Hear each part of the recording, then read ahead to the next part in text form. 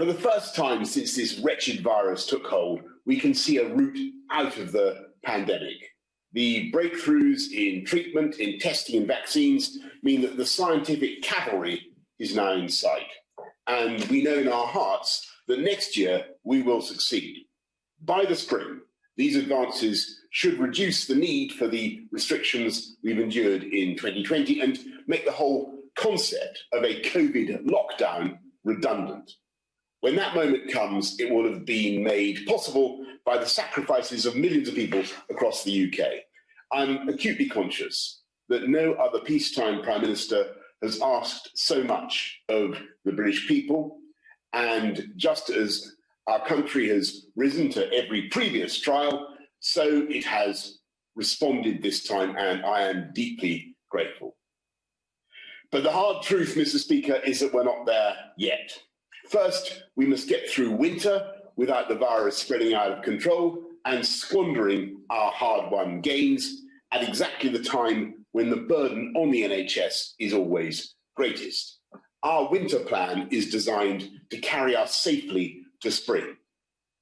In recent weeks, families and businesses in England have once again steadfastly observed nationwide restrictions, and they've managed to slow the growth of new cases and ease the worst pressures on our NHS. I can therefore confirm the national restrictions in England will end on the 2nd of December, and they will not be renewed. From next Wednesday, people will be able to leave their home for any purpose and meet others in outdoor public spaces subject to the rule of 6. Collective worship, weddings and outdoor sports can resume, and shops, personal care, gyms and the wider leisure sector can reopen. But without sensible precautions, we would risk the virus escalating into a winter or New Year surge. The incidence of the disease is, alas, still widespread in many areas. So we're not going to replace national measures with a free-for-all, the status quo anti-COVID. We're going to go back instead to a regional tiered approach, applying the toughest measures where COVID is most prevalent. And while the previous local tiers did cut the number and cut the R number, they were not quite enough to reduce it below 1. So the scientific advice, I'm afraid, is that as we come out, our tiers need to be made tougher. In particular, in Tier 1, people should work from home wherever possible. In Tier 2, alcohol may only be served in hospitality settings as part of a substantial meal. In Tier 3, indoor entertainment, hotels and other accommodation will have to close, along with all forms of hospitality except for delivery and takeaways. And I'm very sorry, obviously, for the unavoidable hardship that this will cause for business owners who've already endured so much disruption this year. Mr. Speaker, unlike the previous arrangements, tiers will now be a uniform set of rules. We've also, and that's to say we won't have negotiations on additional measures with each region. It's a uniform set of rules. And we've learnt from experience that there are some things we can do differently. So from the 10 p.m. closing time for hospitality, we're going to change that so that it is last orders at 10 with closing at 11. In tiers 1 and 2, spectator sports and business events will be free to resume inside and outside with capacity limits and social distancing, providing more consistency with indoor performances in theatres and concert halls. We'll also strengthen the enforcement ability of local authorities, including specially trained officers and new powers to close down premises that pose a risk to public health. Later this week, I should say, we will announce which areas will fall into which tier, I hope on Thursday, based on analysis of cases in all age groups, especially the over 60s, also looking at the rate by which cases are rising or falling, the percentage of those tested in a local population who have COVID, and the current and projected pressures on the NHS.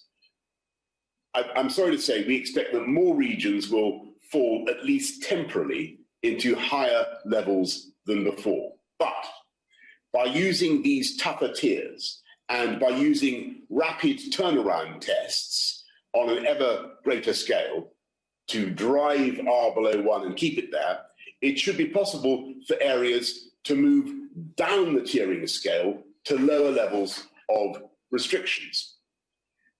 By maintaining the pressure on the virus, we can also enable people to see more of their family and friends over Christmas. Mr. Speaker, I can't say that Christmas will be normal this year, but in a period of adversity, time spent with loved ones is even more precious for people of all faiths and none. We all want some kind of Christmas. We need it. We certainly feel we deserve it. But what we don't want is to throw caution to the winds and allow the virus to flare up again, forcing us all back into lockdown in January. So to allow families to come together while minimizing the risk, we're working with the devolved administrations on a special time-limited Christmas dispensation, embracing the whole of the United Kingdom and reflecting the ties of kinship across our islands. But this virus obviously is not going to grant a Christmas truce.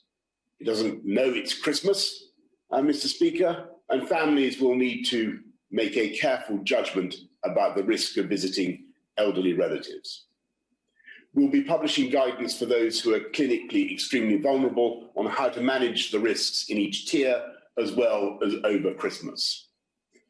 As we work to suppress the virus with these local tiers, 2 scientific breakthroughs will ultimately make these restrictions obsolete. As soon as a vaccine is approved, we will dispense it as quickly as possible.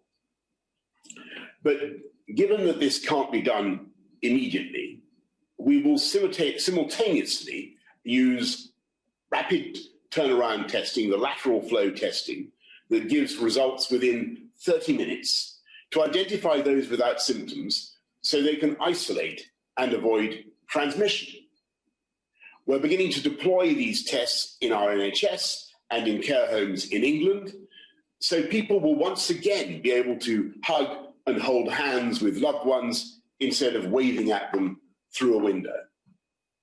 By the end of the year, this will allow every care home resident to have 2 visitors who can be tested twice a week.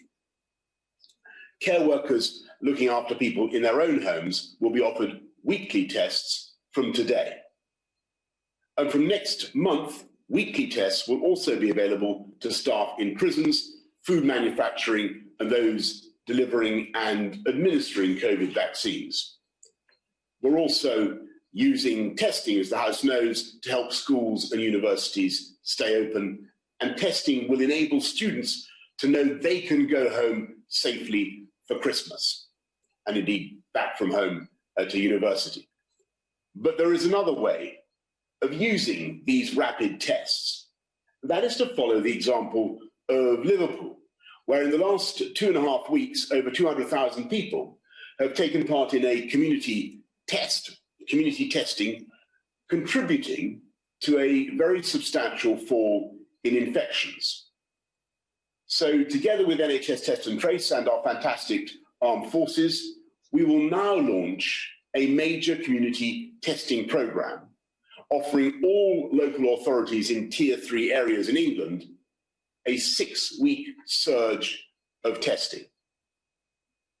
The system is untried and there are, of course, many unknowns, but if it works, we should be able to offer those who test negative the prospect of fewer restrictions, for example, meeting up in certain places with others who have also tested negative. And those towns and regions which engage in community testing will have a much greater chance of easing the rules, the tiering that they currently endure. Mr. Speaker, We will also use daily testing to ease another restriction that has impinged on many lives. We will seek to end automatic isolation for close contacts of those found positive. Beginning in Liverpool later this week, contacts who are tested every day for a week will only need to isolate if they themselves test positive. If successful, this approach will be extended across the health system next month and to the whole of England from January. And of course, we're working with the devolved administrations to ensure that Wales, Scotland, Northern Ireland also benefit, as they should and will, from these advances in rapid testing. But clearly, the most hopeful advance of all is how vaccines are now edging ever closer to liberating us from the virus, demonstrating emphatically that this is not a pandemic without end. We can take great heart from today's news, which has the makings of a wonderful British scientific achievement. The vaccine, developed with astonishing speed by Oxford University and AstraZeneca, is now one of 3 capable of delivering a period of immunity. We don't yet know when any will be ready and licensed, but we have ordered 100 million doses of the Oxford vaccine and over 350 million in total, more than enough for everyone in the UK, the Crown dependencies, and the overseas territories. And the NHS is preparing a nationwide immunisation programme ready next month, the like of which we've never witnessed. Mr. Speaker, 2020 has been in many ways a tragic year when so many have lost loved ones and faced financial ruin, and this will be still a hard winter. Christmas cannot be normal, and there's a long road to spring, but we have turned a corner and the escape route is in sight. We must hold out against the virus until testing and vaccines come to our rescue and reduce the need for restrictions. And everyone can help speed up the arrival of that moment by continuing to follow the rules, getting tested and self-isolating when instructed, remembering hands, space, space, and pulling together for one final push to the spring, when we have every reason to hope and believe that the achievements of our scientists will finally lift the shadow of this virus. And Mr. Speaker, I commend this statement to the House.